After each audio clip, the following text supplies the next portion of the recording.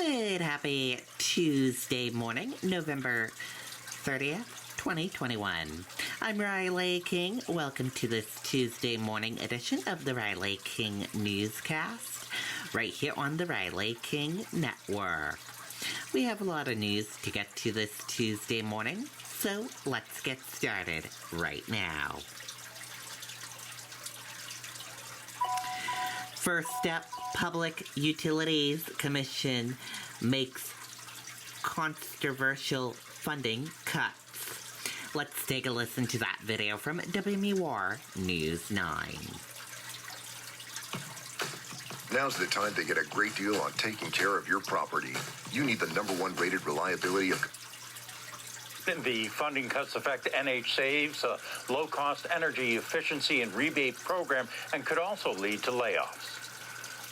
Clean Energy New Hampshire, along with local contractors, held a press conference Monday pushing back against the Public Utilities Commission. Earlier this month, the PUC denied a 3-year energy efficiency plan, which was proposed last December by stakeholders. Our work is meaningful, but at the end of the day, we're just people helping people. These programs allow us to help people. The decision brings weatherization projects in the state to a standstill, which could lead to hundreds of layoffs. If the PUC order stands, we are going to have to lay off the majority of our weatherization crews right before the holidays. Utility companies also disappointed, but hopeful for a resolution. Our focus right now as a utility is to find a path forward that preserves these programs. Again, we believe they have great value for our customers. Liberty Utilities says in 2020, it had 64,985 participants between electric and gas energy efficiency programs. New Hampshire Electric Co-op says it's reviewing the PUC's order and exploring all options to ensure members can continue to benefit from cost-effective programs. And Eversource says the proposed changes to the current programs ultimately made in the recent order are severe and permanent, substantially reducing the program levels that we can offer to customers.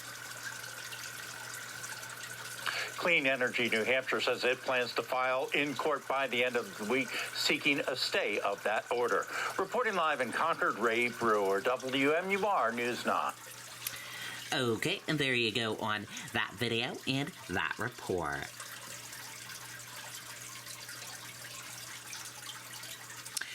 Granite Staters report long wait times to schedule booster shots, pediatric COVID-19 vaccine shots. Let's take a listen to that video from WMUR News 9. Vacasa brings next-level care, inside and out, to your vacation home. Monica, Governor Sununu says what we're seeing right now isn't an issue about supply or funding. He says it's an issue about finding staff members to administer vaccines. Some of our worst fears of where the COVID pandemic could go in the wintertime are rearing its ugly head. Governor Chris Sununu expecting a tough December in our fight against the virus. We kind of looked at, what the numbers had done last year between Thanksgiving and Christmas. They had gone up, and they're going to keep going up this year, unfortunately, as well. According to the governor, it's not just holiday gatherings potentially leading to an increase. It's more time indoors. Now, many Granite Staters report difficulty securing appointments for boosters or shots for their kids. One viewer commented on a post on the WMUR Facebook page saying, "The wait for boosters is ridiculous. I waited in a pharmacy for 2 hours to get my booster, and that was before they were giving everyone boosters." But according to the governor, increased demand is a good sign. The fact that there's a lot more demand today than there was just a month ago is a very positive step forward in terms of making sure that folks are getting their boosters, more folks are getting vaccinated, and they're taking the seriousness of these rising COVID numbers, where it should be.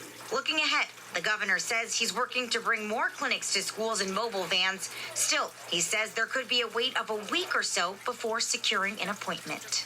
As cases increase, the governor says contact tracing is looking different compared to last year. Businesses and schools are also doing their own contact tracing, not just the state. Reporting live, Grace Feinerman, WMUR News. Okay, and there you go on that video and that report.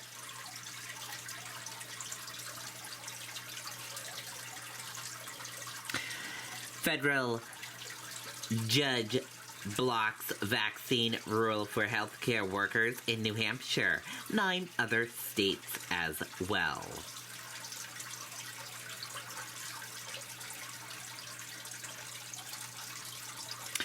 COVID-19 hospitalization set new record in New Hampshire. Let's take a listen to that video from WMUR News 9.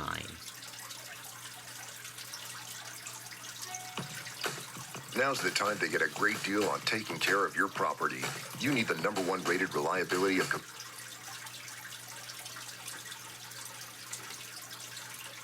Tonight, as the world grows concerned about the new COVID variant, New Hampshire's seeing yet another record high for current hospitalizations.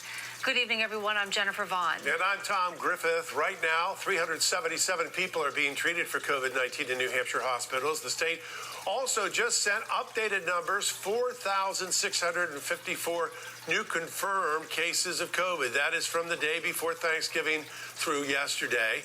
And 507 are backlog cases. Active infections are just under 7,100, down by almost 1,000 from Wednesday.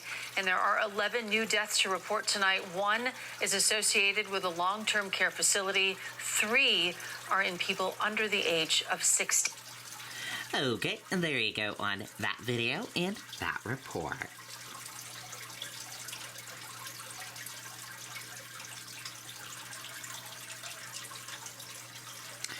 New Hampshire health officials prepare for arrival of the new variant. Let's take a listen to that video from WMUR News 9.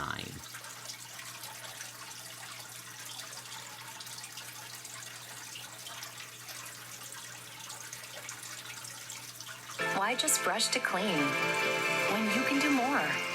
Pronamel Repair.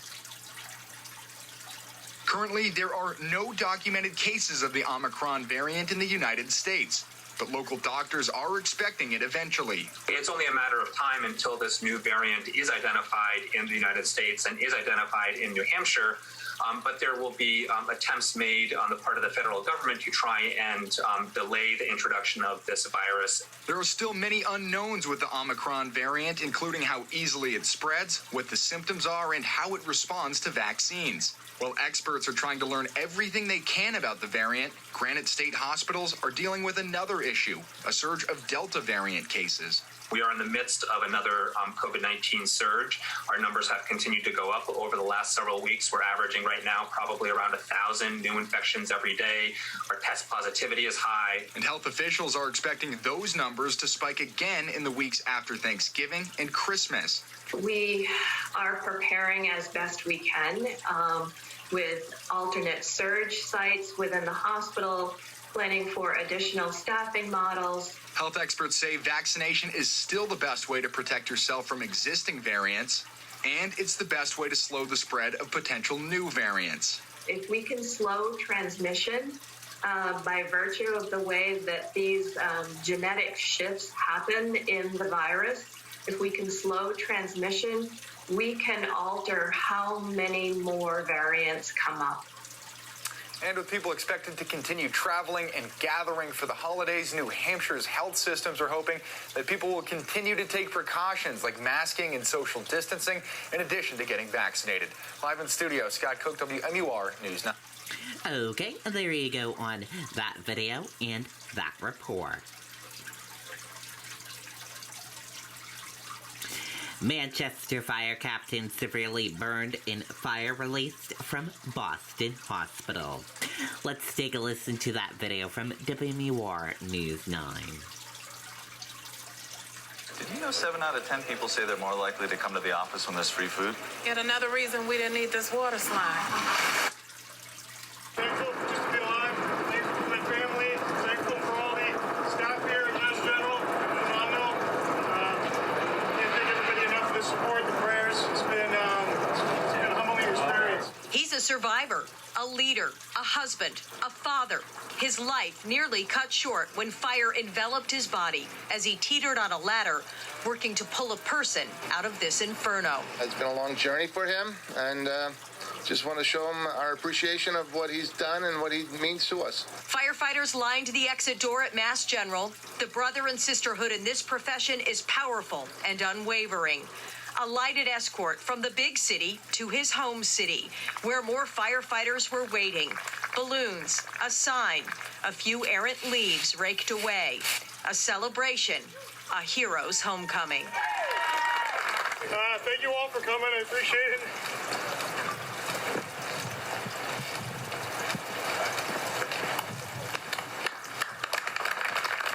Steve DeRusso has built his life, his career, on being the helper, the doer, the saver. That Dutton Street close call offers a new perspective. The support and the generosity, it's just been overwhelming to me. I'm humbled by it all. So we had to ask what's for dinner tonight after 23 days in the hospital. It's his mother's recipe for meatloaf, mashed potatoes, and green beans, and some brownies for dessert. Steve is incredibly tough, and it's pretty apparent, and you can see him right now up and walking. So we're super proud of him. We're super happy he's home, and like I said, we just couldn't be happier. Happy tears, grateful tears. Home is good. I just want to thank my wife, Colleen. She's been by my side the second it happened. I can't repay her enough. Thank you. In Manchester, Amy Cavino, WMUR News 9. Okay, there you go on that video and that report. And that does it for this morning edition of the Riley King Newscast right here on the Riley King Network. I hope you all have a great rest of your day, and I'll see you back here later on today for another newscast. Thank you for tuning in and watching. Goodbye, everyone.